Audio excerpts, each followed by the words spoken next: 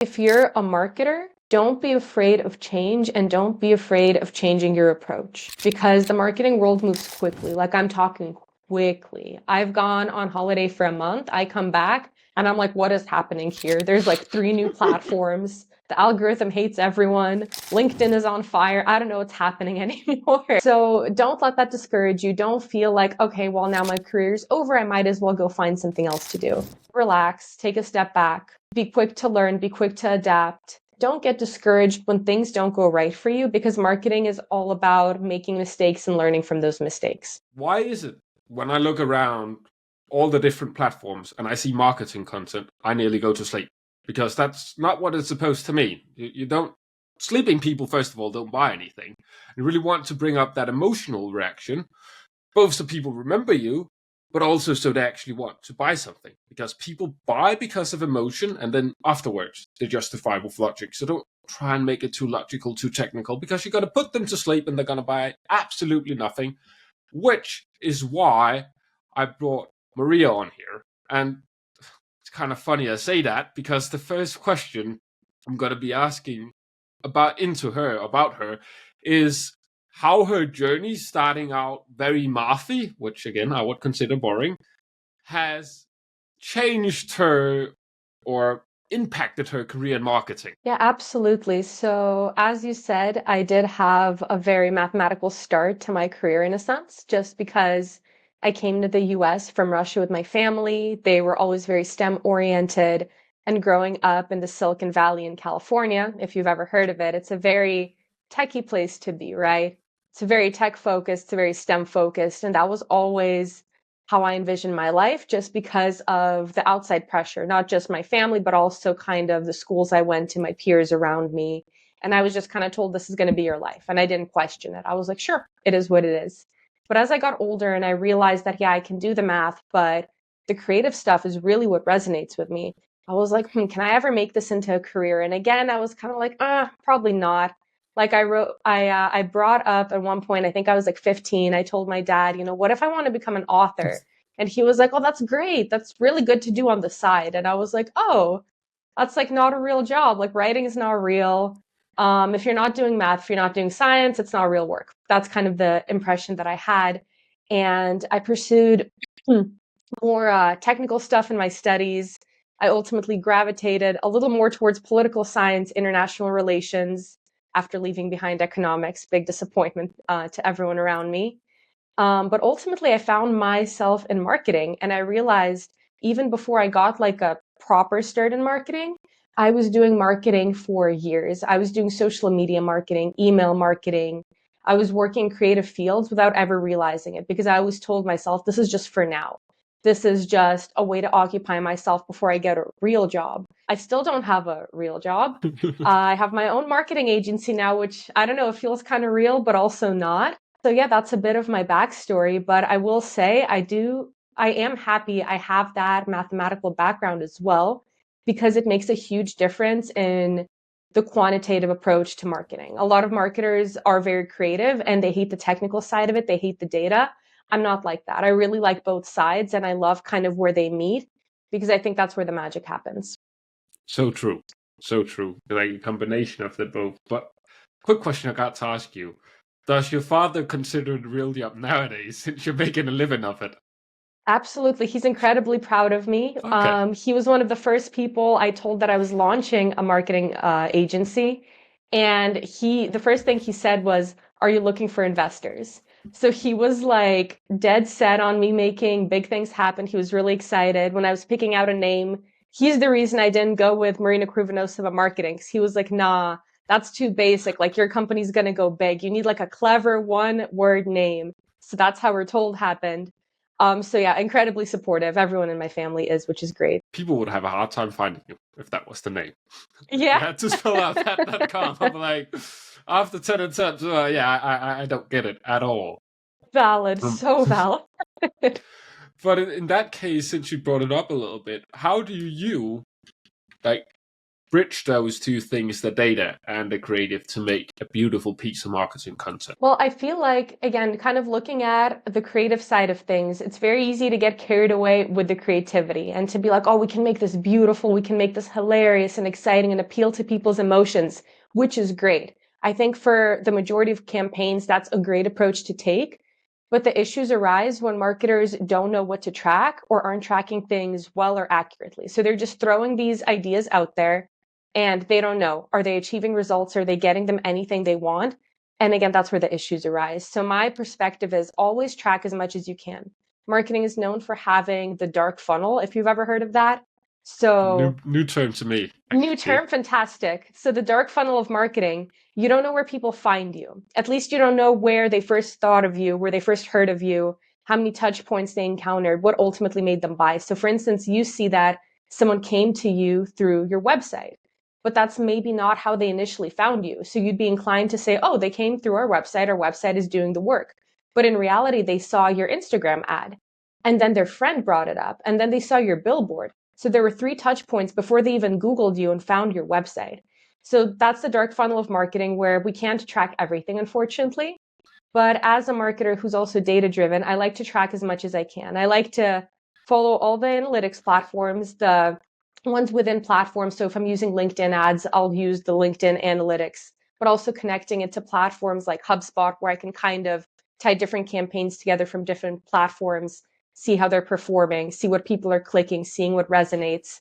So I'm really huge on being data driven. And I think that helps me experiment with the creative approaches I take as well. Well, it makes you actually, you can make an educated guess, because again, you don't know everything. So like a lot of things in life, there is a little bit of guessing involved, but there's Yeah, uneducated guesses and educated guesses. And the exactly. educated ones are generally better, unless you're a degenerate gambler. Then the other one could probably. It Oh, has I some wouldn't know fun about sides that. of it. Oh, that is the fun science in that one. Oh, work doesn't work. Definitely, it's a very emotional journey. Let's put it like that. And a lot of the times when I've had marketers on here in the past, I've asked like, what is some of like the key metrics that you measure? Here, I assume, since you answered previous question, was everything, every metric. Is there certain ones you value higher than others? So I'll answer that in a different way. I'll tell you what I value less. Okay. Um, I think that'll make more sense. So it's what's called vanity metrics. I don't know if you've heard of those before. I'm sure you have. No, really? I'm so glad. I'm like sharing all the new fun terms here. Yeah, I But like if it. you think, so we met on LinkedIn, right? So when we Yeah. think about vanity metrics on LinkedIn, it's things like likes, comments, and shares. They're the numbers that give you that dopamine hit. You know, you share a Oh, post, it yeah. gets 400 likes, you're like, oh yeah, Good I'm post. doing good. Right? You get 100 comments, you're like, oh wow, I'm having a good day. Like nothing else matters. I'm a winner today, right? But what if all those 400 likes were bots and every single one of those comments was just a comment saying, great job, fabulous insight? That takes away from it, right? So when you look at those metrics without diving into the value they offer, you might be inclined to say, oh, they're super valuable. This post like blew up. It got hundreds of reactions, hundreds of comments, but it's about the value within those likes and comments. So I've had prospects come to me and say, hey, my goal is to get my LinkedIn page to 40,000 followers by the end of the year. Can you help me do that? Sure, I can definitely help you do that. I'll do it for you by tomorrow. I will buy you every single one of those followers. And their reaction is usually like, "Oh, what do you mean?" And I'm like, "Well, followers don't matter if you're just focused on the quantity thereof. Those numbers don't matter when they don't lead to conversations, when they're not real leads, when they're just numbers to inflate your ego and blow up your post." So I'd say those are the metrics that matter less if you're not focusing on the right things. There's, and talking about LinkedIn, there's a whole big discussion. It's not as big as it used to be about like AI comments. And some of you can see it. People just plug the post into ChatGPT. They had their assistant give me a good Yeah. comment, copy paste, copy paste, copy paste, copy paste, copy paste, and then do like 100, 200 comments to promote themselves. It's not to help you in any Mm-hmm. way. They want to promote them in your Of comment course. section, so people click in on the profile. It's a good strategy if you implement it right. Because I think I looked at the statistics of it. Like 83% of the people that see my profile is from comments. And I spend less. Yep. Why is it all of a sudden this webcam doing this when I start recording? I was I scared. I have absolutely no clue because I tried to replicate. I'm just zooming it out real quick. That's so funny. Yeah, I replicate the motions that I do, but it's a new motion every time. Oh This my AI gosh. thing in this camera has its own life, and That's it so funny. yeah leads to funny conversations, which is why I left it on. People remember it. At least it's Oh memorable. my gosh.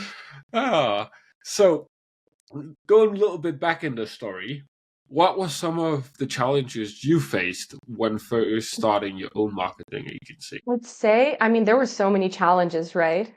Starting Imagine. from, yeah, the bureaucracy of having your own business. The tax system works entirely different.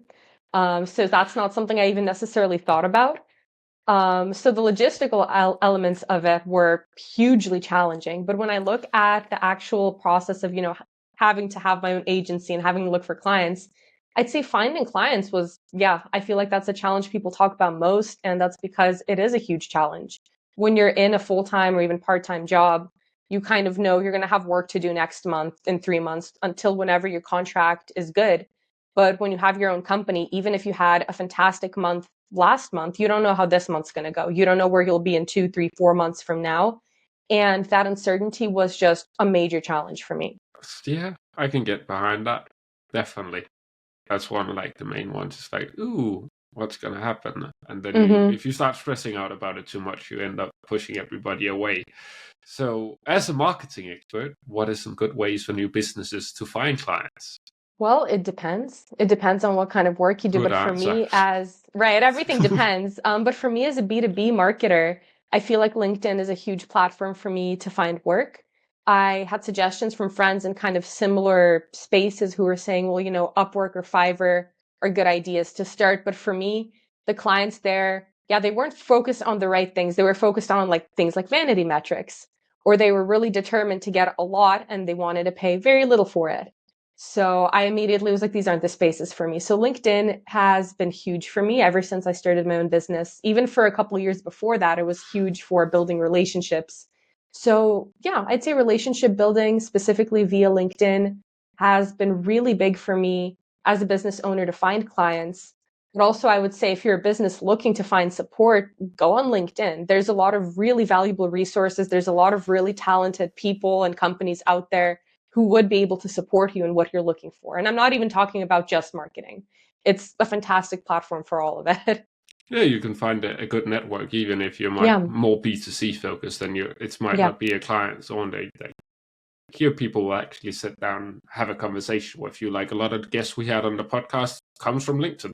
Either I Mm-hmm. see the content just like I did yours, or like great content, want to come on a podcast, or met them through another connection, something like that. Like 80%, I would say, is Oh, probably wow. from LinkedIn. And when you go out and reach out for clients on LinkedIn, like, are you targeted? Like, do you select the people, or are you just more focused on building that relationship and see where it goes? I'd say I'm definitely more relationship focused because I think 99% of people, completely made up statistic, but I'm convinced it's accurate, are going to reject your just pitch slap. If you slide into their DMs and they've never heard of you, they don't know what you do, and you say, hey, let me help you with your profile. Hey, let me help you with this marketing thing. They're not going to be interested because they don't know you. They're skeptical. They don't trust you. There's no foundation established. So it's not going to be an effective system. So the way that I approach it is definitely relationship focused. And I understand that a lot of the people I talk to won't end up being clients, and that's okay because maybe they'll refer business to me, or maybe I can learn something from them, or maybe we'll just become friends, You Hmm. never know. So I really take the relationship building approach and I kind of find clients through that when it makes sense. Oh, I like that. Similar approach to what I'm taking. But Yeah. one of the reasons why I started the podcast was to, well, first of all, to speak to people. And then I realized this is a great way to get a business MBA for free because you can ask all of the questions you want Yeah. answers to. And people are generally also going to be curious if you're generally curious about the question. But you mentioned Upwork briefly, and it's funny you mentioned it because I had the same thing. Like Upwork wasn't really the thing to me, but I left my profile on there, and then all of a sudden, 2 weeks ago, I had an official Upwork account reach out to me saying they were looking Oh, for people to help, like speak in like read a script, come up with or come up with a script themselves to train AI, and they were like, I was like, wait, what? Oh, I haven't had a single Upwork job, but I just assumed there's so okay. little people speaking Danish on Upwork.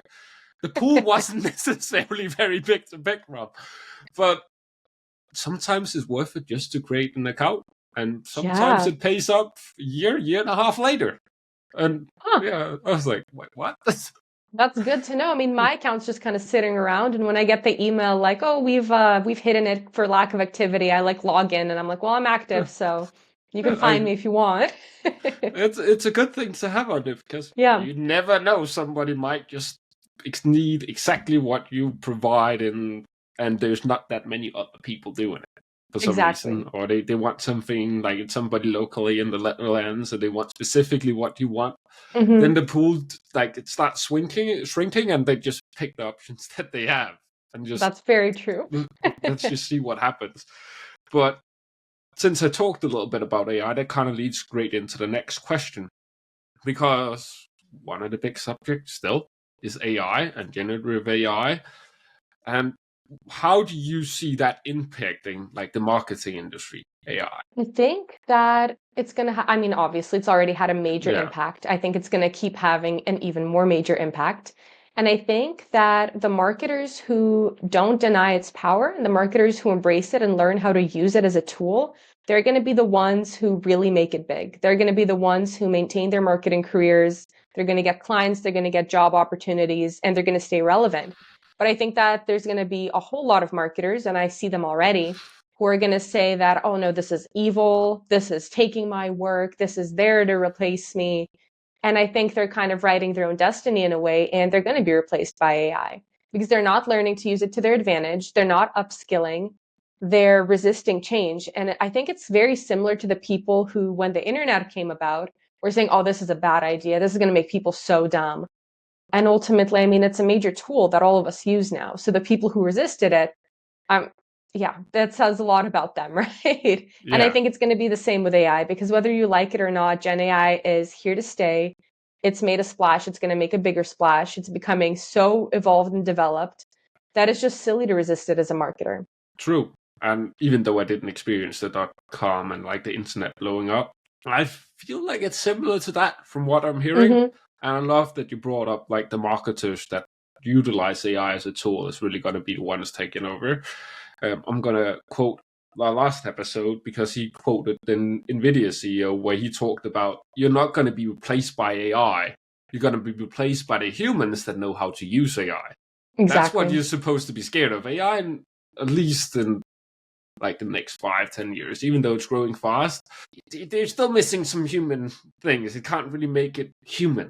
It's Yeah. getting close, but we all know that like last 10% takes even longer than the first 90 because it's like those small corrections you keep having to Hmm. make. So I think that's a great point. And is there certain tools you like to use in your efforts, like AI tools that really help you, like just make better marketing content and make better marketing decisions? So I like Perplexity a lot.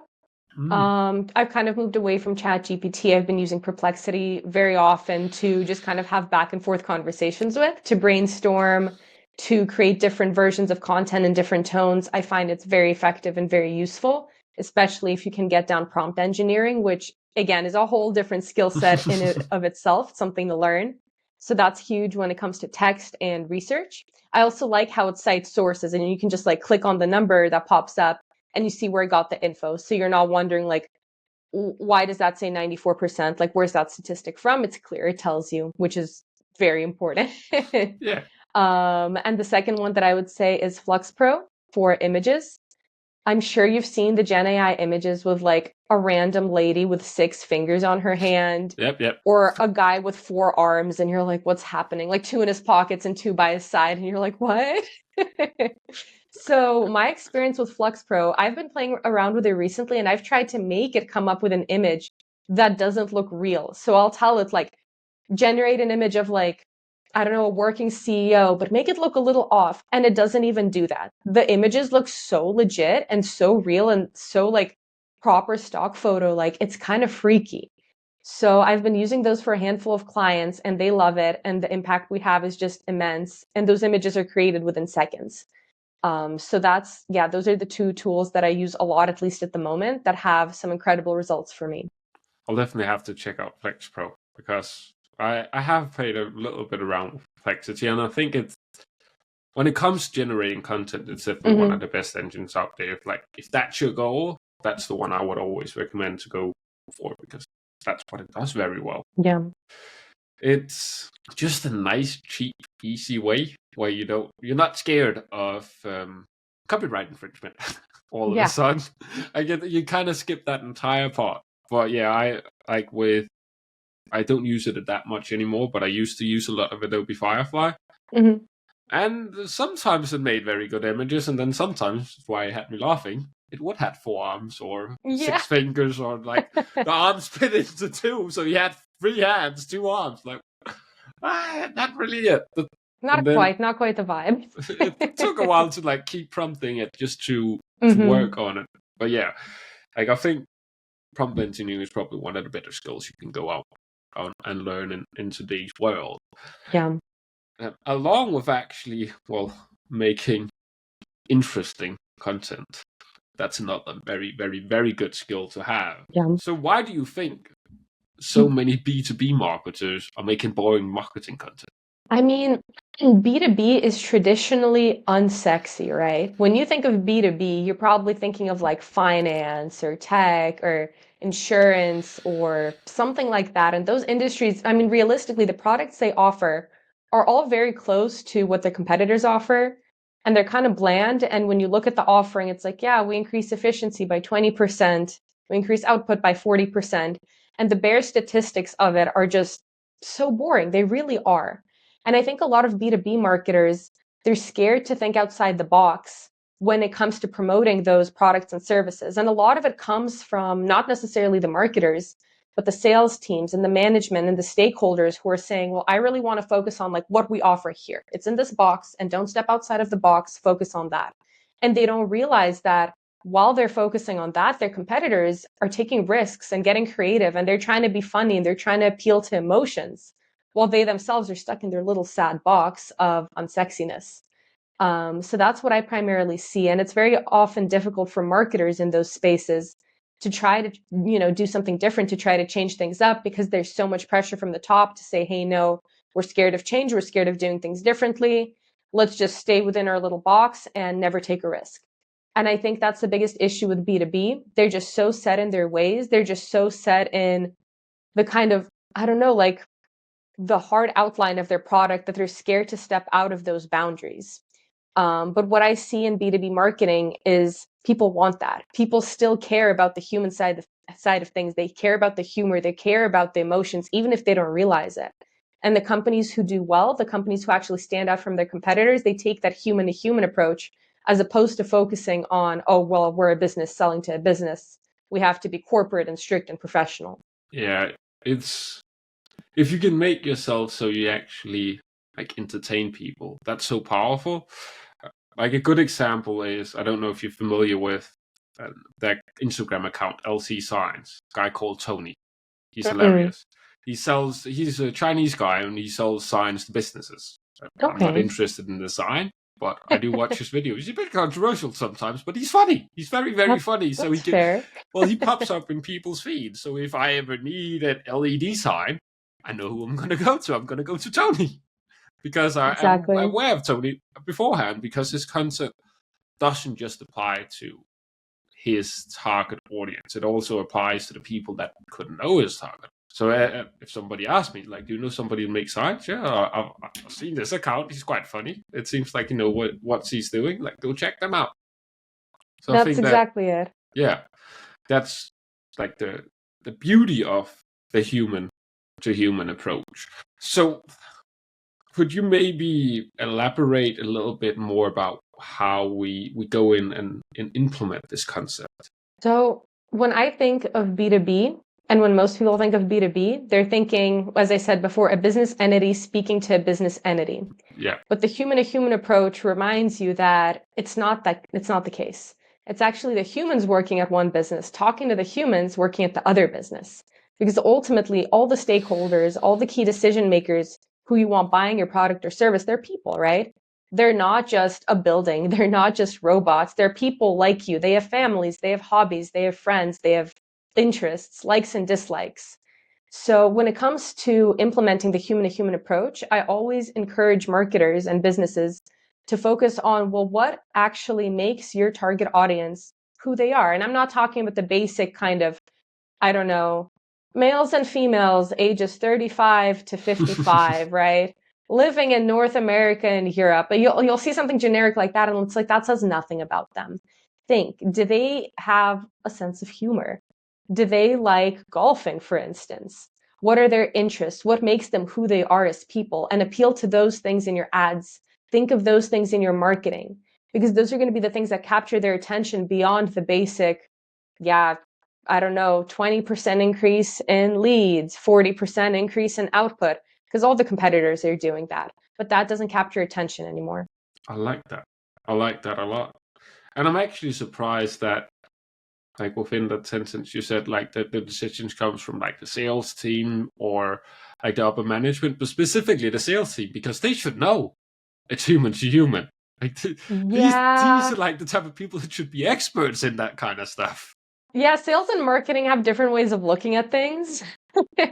For sure. So yeah, I think any marketer will tell you, any marketer who's worked especially top of funnel will tell you, a lot of things we do are met with resistance from sales because they're not quite sure why we're doing what we do. Oh, to get the same reason why you guys are doing what you're doing. For the Yeah, same mission. exactly. Oh, Exactly right. It is. It is the same mission, but yeah, that's a whole different topic of like marketing and sales. You should have a marketer and a salesperson on your podcast at once. I feel like that is an opportunity for some fun conversation. it could turn into a shit show very quickly, but it could be entertaining just sitting back. I'm just gonna leave the conversation for the next 30 minutes. You guys do your thing. I'm here for it. And just grab I the was gonna popcorn. say, you just get a coffee, you're chilling. Yeah, I'm preferably find two that has very different views on it, just to make it very entertaining. Yeah, Just hear them like sitting the big, no, you're wrong, no, you're wrong. Like, it's supposed to be done this way, and just like, guys, you're on the same mission. I don't really exactly. get the problem. I have heard so many salespeople talk about the same thing in different Mhm. terms. Of, like, when you're selling, like, especially if you're like doing like enterprise B2B, like, you're not selling to the company, you're selling to the guy in the company, Yep. and he's gonna buy from you to keep his job or get a raise so he can take care of his family. That's his reason is for buying. All of that other, like, that's really what you want to tailor to. All the other stuff he don't really care too much about. If Hmm. he can get a raise, or he knows he's going to keep his job and get a pat on the shoulder for that decision, he's going to make that decision, and he don't care about anything of the rest at all. Could care less. Like, he has the job to make money. He That's might what be it comes down passionate, to. but end of the day, if he can't bring food home for his family, then it's not really. He's probably gonna go find some other place to do. Yeah, Why it's not worth it then. exactly? And just since we're like coming a little bit to the end of the conversation, like, looking back at what we talked about, like, what would be like your breakdown of a good marketing campaign? What does it have to consist? Well, I don't think there's such a thing as just one marketing campaign, right? Because what's your goal with a marketing campaign? As a good marketer, I have to ask, what do you want? What do you want your campaign to accomplish? What stage of the marketing cycle are we in? So I don't think that there's such a thing as a good marketing campaign. I mean, obviously, it's one that gets results. If you want brand awareness, it's one that gets eyes on your product, on your website, for instance.